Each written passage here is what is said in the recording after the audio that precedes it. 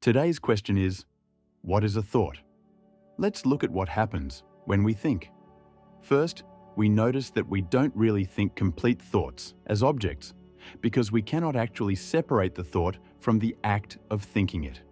In other words, there is no thought, only the act of thinking, which we call thought afterward.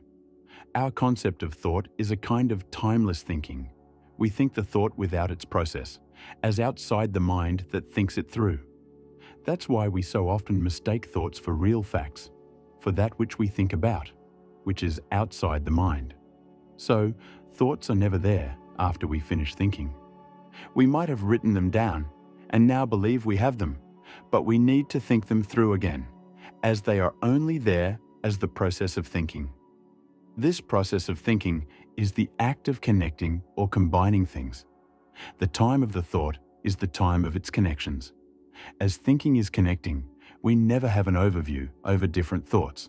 Therefore, we don't ever choose thoughts, because we cannot skip thoughts.